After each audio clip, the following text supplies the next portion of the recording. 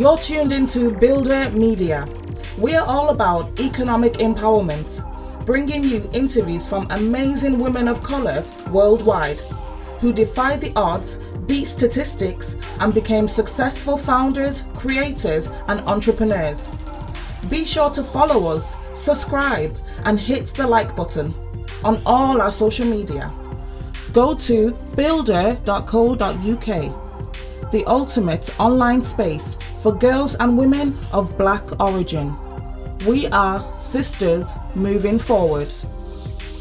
Hello, my name is Natasha Henry, and I am the director of the bookkeeping company called Urpriority Limited, and I'm also a proud blogger. The name of my blog is Memoirs of Black Women.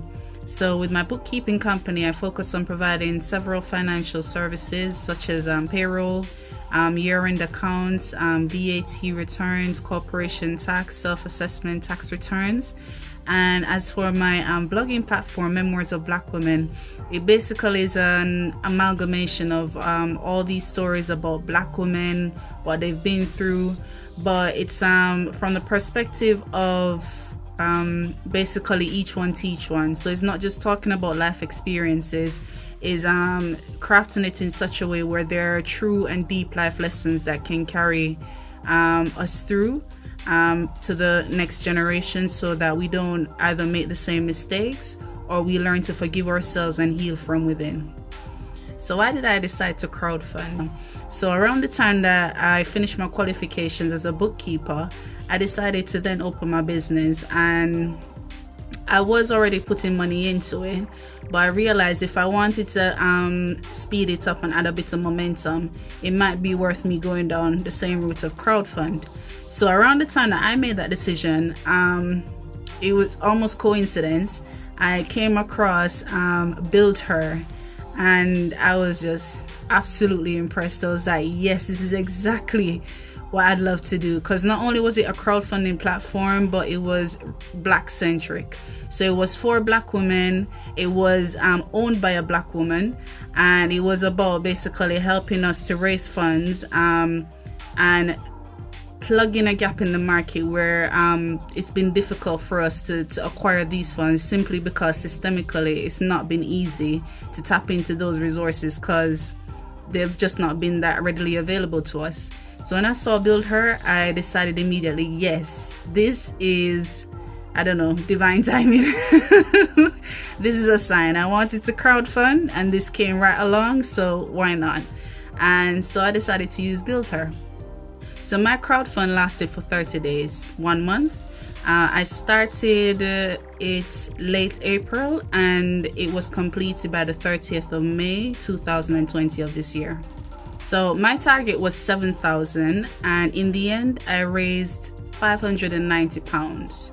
Now, even though I only managed to raise £590 out of the 7,000, that was really a massive success. It was at the height of COVID-19. Pretty much everybody was talking about lockdowns, and there was a lot of uncertainty, but yet there were people within the Black community that actually saw my campaign and were inspired by it, or just encouraged, and they still were able to dig in their pocket and contribute to my campaign. So it was definitely a success, considering that it wasn't the best time to crowdfund. So what I've done with the funds, the first thing I did was to start securing specialist software to carry out my bookkeeping services. And then I also went down the route of marketing and advertising. So I commissioned the services of a lovely individual within the Black community, and she done up a really good poster for me. And once that was done, I started to basically publish it all over Black directory websites, send it to people on WhatsApp, or just send it through direct email marketing to businesses that I thought that would benefit from my services. Once the campaign was ready and I made a decision to launch, the first thing I did was to share it among family and friends. So I started by sharing it with my immediate, like my sister. She saw the video and she was quite impressed. So she was my first big contributor. Bless her, she gave me my first £100. And then I started to send it out to friends.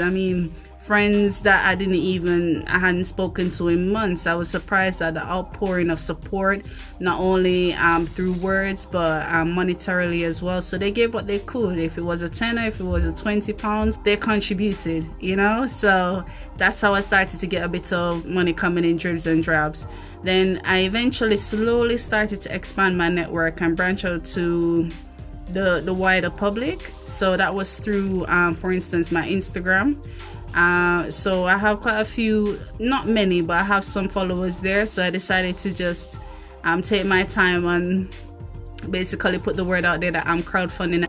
Once I got a bit more confidence, I also decided to go down the route of sharing it on my LinkedIn professional profile. So this is where you have people that are professionals in different fields. And took the time to directly message them and say, I'm doing this, please support. And obviously I had the video and everything to go with it, so it gave a bit more explanation as to what I was trying to crowdfund for. Now, the guidebook that was provided by Buildher was very good, and the reason why I say that is because it reiterated some of the elements that I came across when I was monitoring other crowdfunding campaigns. But it put it in a way where I actually saw that it wasn't just random how they were able to pull everything together. It was very intentional and deliberate, and all for the sake of making sure that they maximize their crowdfunding campaign. So when the guide was saying things like, make sure that you do a video and make sure that the video is done in a very short and concise way, it gets to the point, it has a lot of visuals and colors, and it basically captivates the audience within that short space of time. I found that to be really useful.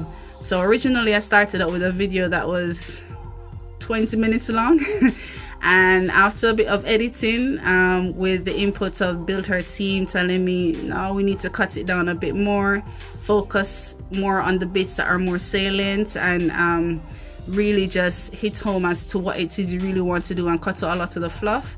When I did that, I was able to drill it down to 5 minutes. So that was really, really useful.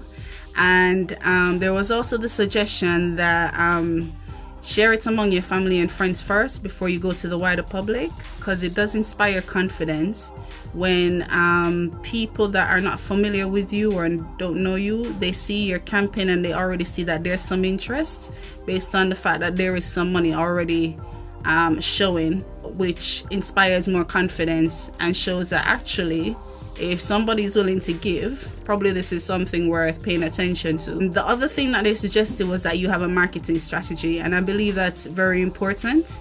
And that is something that whatever time you dedicate to your campaign, you have to stick to your strategy, whether it be every single week, I'm going to make sure that I make another push, send out another email, send out another prompt to people, remind them that I have this crowdfund going, and just keep that in the forefront of their mind so you don't really fall off. But there is a fine line, because obviously you run the risk of bombarding people to the point that they're so tired that they block you. And likewise, at the other spectrum, you run the risk of not doing enough to stay at the forefront of their minds so that they just forget you altogether.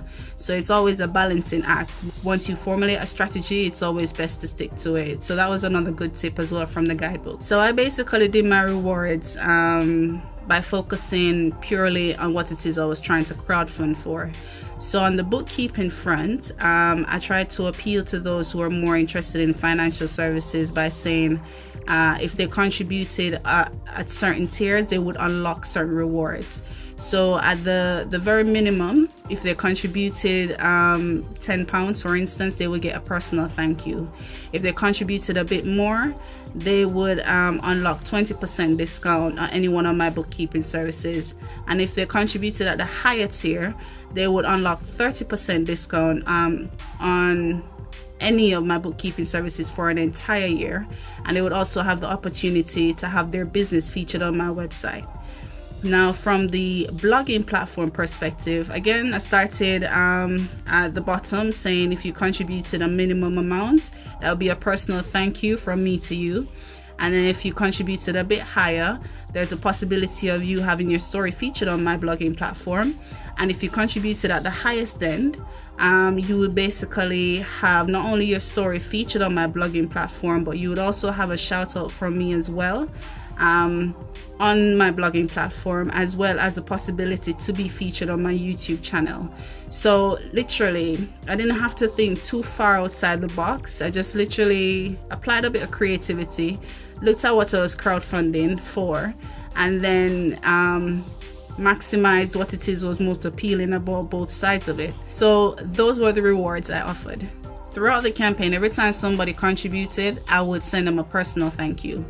And that was consistent, tailored to them, saying I appreciate you and I am grateful that you chose to contribute despite the tough times that we're in. So that was a first. And then every week, at the end of the week, I would also send an email to everybody that contributed, telling them how far I've gotten with my campaign, reiterating my thanks and how I'm grateful for all that they've done, and basically what I was doing in between to try and garner support and get the word out there, and also asking them to spread the word themselves among their network of family and friends. So that was my way to say it's not like a GoFundMe where you just give the money, you don't know what's happening with it. There is that consistent update of this is what's happening, this is what I intend to do, this is what I'm doing from my end to continue to remain relevant and to drum up support and to spread the word, and I'd like you to do the same. So I pretty much was approaching everyone like they were a shareholder, because everyone that contributed was not only like a family member, but it was almost like they had a stake in my ventures. So I felt it was only right that I treated them like a shareholder that had a massive stake in my company, so that's what I did throughout. So at the end of the campaign, I basically told them how much I managed to raise, and then I started to email people according to the tiers under which they contributed, and to confirm what reward they had unlocked, and to basically say, let me know when you're ready and I'm more than happy to deliver.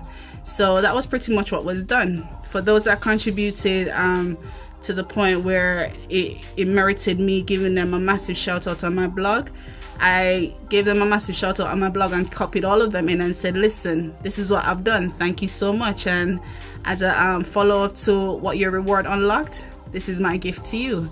And for those who contributed even more, that it unlocked the reward where they were entitled to have their business listed on my website, likewise I wrote to them and said, listen, I'm ready, let me know, give me your details and I'll list you on my website. So that's pretty much what I did, and it was completely up to them as contributors to basically take up the reward or not. But I made sure that I maintained my end of the bargain, which was easy to do, because the most important thing is not just offering these rewards, but making sure that you are in a position that you can follow through on it, because everything is about inspiring confidence and trust. And we're in a time where it's deeply important for us to really follow through and be committed not only to ourselves but to the people that have put trust in us. So whatever rewards I offered in the beginning, I was more than happy and more than capable of delivering, and that's exactly what I did. How did the campaign impact my life? Well, I will say I had to refine my video editing skills. So I'm not very keen on being in the limelight or in front of a video, but I realized the importance of having a video and making sure that it gave my campaign that extra edge. So I took the time, went back to tools I had used in the past to do like video editing on my blog, and decided to put that baby to work. So that definitely sharpened my skills considerably. To the point that, like I said, when my sister first saw it, she was thoroughly impressed. She's like, you did this on your own? So that's one good thing. Another thing is the fact that I wasn't very good at marketing, and I might even go as far as to say I'm still not where I need to be. But it did take me out of my comfort zone and push me into a sphere that I knew I wasn't the strongest in and I had to improve on. So I was there sending things out to people, And every time I kept having this mental block as to, oh, you're begging, or you're asking for money, or oh, this is like a GoFundMe, they're gonna feel sorry for you, they're gonna think it's handouts and everything. And literally I had to be working through these mental blocks every time I'd reach out and say, I'm doing this crowdfund, please support. But I guess the thing that got me over it was the fact that it wasn't just a one-way street. I had something to give back. I had something to give back in the way of the rewards I was offering as part of the crowdfund. And likewise, if anyone decided that they wanted to take me up on my services, equally, that was something valuable that I could give back. Because ultimately, the crowdfund wasn't just to raise money. It was more about spreading the word about my company and my blog. And that's exactly what I did. And ultimately, my aim was, even if I didn't have someone contribute to the crowdfund, if I was able to get the word out about what I was doing, and that likewise had a trickle effect that it spread to other people until it got to that person that was interested and wanted to engage my services, that was a win. And that's exactly what eventually happened. So even though I managed to raise £590 out of the 7,000, the crowdfund finished in May. And by the time it got to August, I had 5 clients.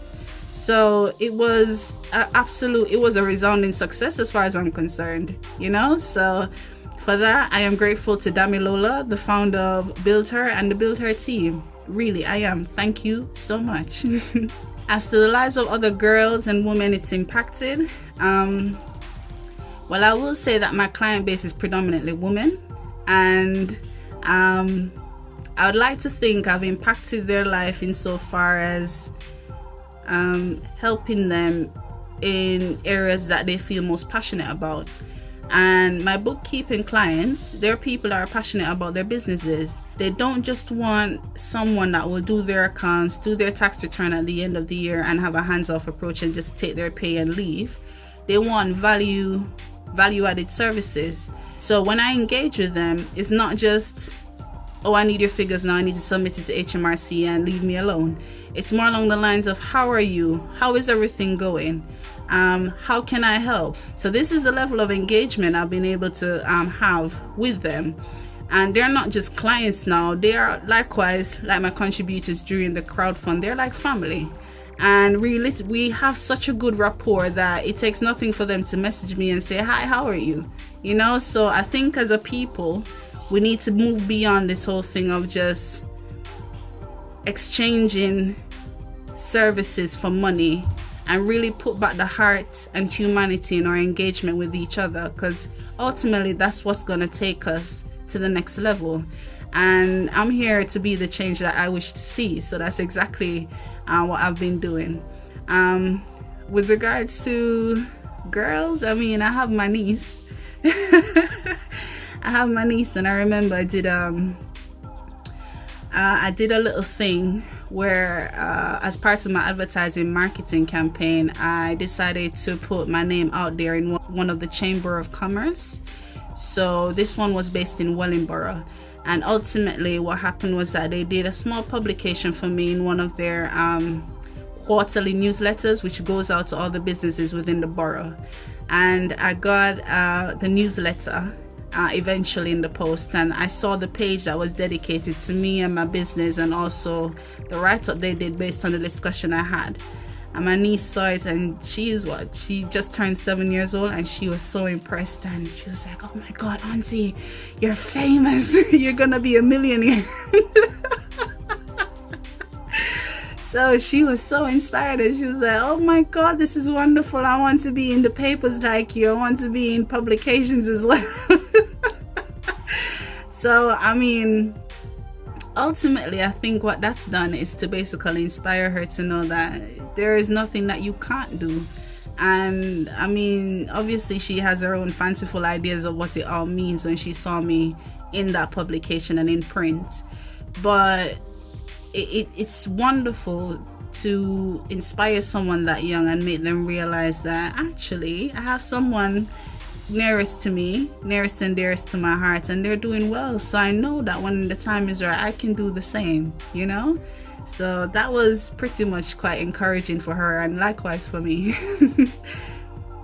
Okay, so what would I change? During the crowdfunding campaign, I think what I would definitely do is to have a better strategy to market and get the word out. Because after a while, I did lose momentum and I started to flag. Partly because I was running out of steam and I was thinking, what else can I do? You know, I don't want to bombard people all the time saying, please, can you support? There's only so much free financial advice I can give. And also, I also had other commitments. I had a 9-to-5 that I had to do as well. I had a little one I had to take care of. So eventually everything was kind of snowballing into a bit of it was becoming slightly overwhelming at times. So I will say when that did happen, I didn't go as hard on the marketing as I could have. But now that I know and I'm fully aware of what it takes, the next time around, if I do decide to crowdfund, I'll come back bigger and better and smarter, and who knows, I'll definitely be able to hit that mark, that next target, and most likely surpass it. So it's all about learning lessons, incorporating them, and building on that. But that's definitely what I would improve on going forward.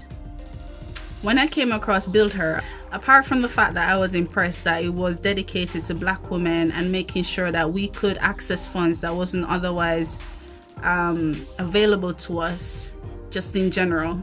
The other thing that I found really good about the platform was that they were very conscientious of what was happening. So they were aware of the situation, aware of COVID-19 and the outbreak and the implications and how it was changing every single thing and our way of life as we knew it. So the approach they took originally for people to go through a natural process before they got to the point that they could be eligible to submit a campaign, what they did was to basically just amend it. And they said, in light of the situation, we will provide you with a sort of fast track. So instead of you having to do A, B, C, and D, what we'll do is ask that you do A, and then we'll fast track you to D so you can then submit a campaign, because we are aware that the situation requires us to change and adapt. And that was the way that I was able to do the crowdfund as quickly as I did. And I'm forever grateful, because if I had to go through the normal channels that they actually had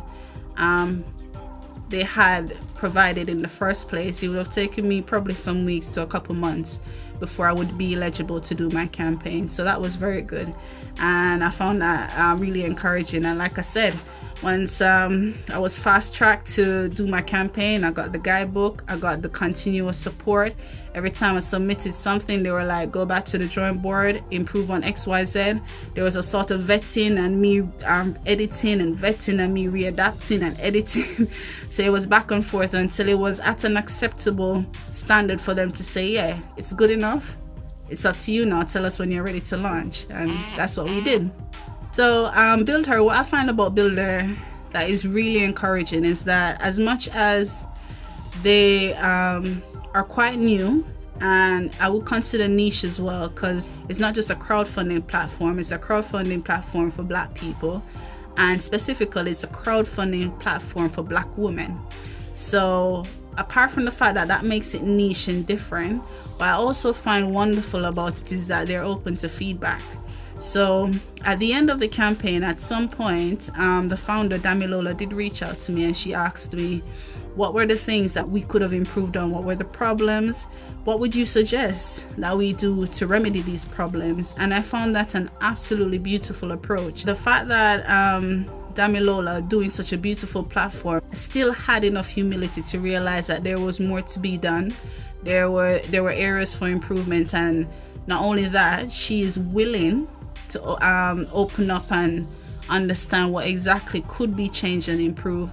That was so endearing and wonderful, and I know that Buildher is just gonna go from strength to strength with such a beautiful approach. But being open and honest and humble enough to know where you need to improve and to implement such changes, there is no other way but up.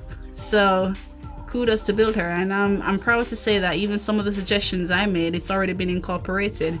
And if you want to see what they are, I would encourage you to go to the website and to also sign up to their newsletters, and you will see for yourself. Absolutely brilliant. And I'll leave it at that.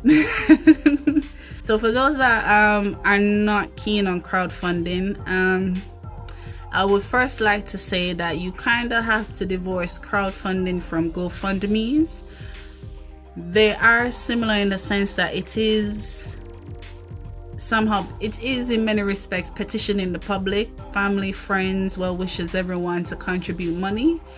But the approach may be very different, because you find that crowd funds, they tend to try and offer something back in return. It could be a thank you, discount on services, or even as much as shares in a company or a business venture. So in that way, it offers a lot more than a GoFundMe. That's one. And I know that GoFundMes have had a bad rap as well, because quite a few of them, I mean, once they get the money, you don't even know what's happening with it. I'm glad to say with a lot of crowdfunding platforms, there is an obligation by those looking to raise funds to not only keep their contributors updated about what's happening, but to also show where the money is going. And it's not just paying lip service, it's actually showing and proving that the money is being spent, and being spent in areas where it's meant to be spent, and not just frivolously on lavish lifestyles and whatever strikes somebody's whim. So I think for those that are naysayers about crowdfunding, definitely do your research. The crowdfunding platform matters a lot. There is an element of making sure that you do your due diligence to ensure that the crowdfunding platform is legitimate. And then on the platform itself is doing another set of due diligence to see the businesses you're putting money into and what they are potentially offering in return. All of that factors in. It's not just a charitable donation. It can be, but it's not always like that. And many times, people contributing is the thing that's going to help that business venture, that individual, or that project to really launch and take off. And many times they're really good projects, extremely good projects, things that the government and authorities and other people that dominate the sphere of the economy and commerce and all of that didn't even think of. You know, it's us grassroots people that are coming up with these innovative ideas. So when you have contributors seeing this and contributing, it says a lot. It's not only, yes, you're helping me to reach my target, but yes, you believe in what I believe in. And every time that someone contributes is giving that momentum to say that, yes, this actually can be done. And there's someone else that sees my vision and believes it can work. So it goes a far way. So naysayers, stop being naughty, contribute, and support your fellow brothers and sisters. So my plan going forward is to just continue with the business. Like I said, I've managed to acquire some clients, very happy with them, and my intention is to continue to grow. So on the bookkeeping platform side of it, I'm definitely looking to expand my network, look into other Black businesses, and also tap into other services that basically are complementary to what I'm doing. So you have financial institutions that will reach out to us as bookkeepers and financial advisors and accountants to say, we're offering this. If you can basically funnel this down to your clients, we'll be able to give certain concessions and discounts. So there are feelers and there are links and networks that we can establish with other people to give our clients extra advantage and value added services that they wouldn't otherwise access on their own. So I'm definitely looking to do that, and also to provide services that won't break the bank. A lot of the clients I have are startups, so they don't have thousands and they don't have millions, but they have enough to say, I appreciate the value of this, I appreciate that my accounts need to be done correct, but I also have more appreciation if I can pay what I can afford and see the value come from it and not be shortchanged by it. And I believe there is definitely value in having people within the community that can do this as a service and can do it competently and efficiently enough that they can offer packages that are reasonable for clients, because that's what we need. The person that's going to change the world is not that multimillionaire that's already there making the millions. It's that small grassroots individual that has that business and is looking to grow steadily but surely. So if we can rally behind them and support them and ultimately have them support us in return, in no time we're going to grow and we're going to thrive. So that's what I'm looking to do. On the blogging side, Memoirs of Black Women, I would love for other women to contribute their stories, and their thoughts. I do quotes as well. I mean, anything that you think is worth sharing to inspire that little girl, or to help that woman that's struggling, or to even heal that inner child on the inside of you. I mean, it's worth sharing, because we're at a point in our lives, and we're at a stage where it's all about self-healing, self-love, healing traumas, breaking generational curses, and just literally coming back to who we are and knowing what we can do and how powerful we are as women. So I think in us sharing our life stories and sharing the lessons we've learned from it, we will grow, and we will learn together and get back to that place where we stand in our power and reclaim who we are as beautiful, black, wonderful queens that we are. So I think that is definitely something that I will never stop pursuing, because as a black woman, it is a natural thing for me to constantly look at ways to improve and grow. So I just encourage fellow black women to join up with me and do the same. Platforms like Buildher is absolutely necessary. It's for the community, it's by the community, and it's black owned, it's black operated. So for the most part, it shows that it has our interest at heart. And I believe it's important for us to have services like this that are specific to us, only because there is a greater understanding of the needs that we have, and no one knows it better than your fellow black brother and sister, you know. So when you have services like that being provided by them, especially with Buildher, for example, it's absolutely wonderful. Because if you look at the website, her angle is this: many black women, we're here, we have wonderful ideas, we have really great suggestions when it comes to businesses, but there's just not enough avenues for us to tap into those financial resources to get these ideas and businesses off the ground. So since natural and conventional channels won't give us that opportunity, let us pool our resources among ourselves and give each other that opportunity. So absolutely, I support initiatives like Buildher and anything else like that is pretty much about group economics and us propelling ourselves forward with each other's help. Because like they say, by yourself you go faster, but with each other we go further. Alright, so if you'd like to contact me, my website is urpriority.co.uk. So that's urpriority.co.uk. And if you would like to see my blog, you can find me on Instagram. So it's Memoirs_blackwoman. And there you will see a link that takes you directly to my blog as well. So yes, thank you everyone. Wish you all the best. Thank you, Buildher. Thank you, Buildher team. I wish you all the best.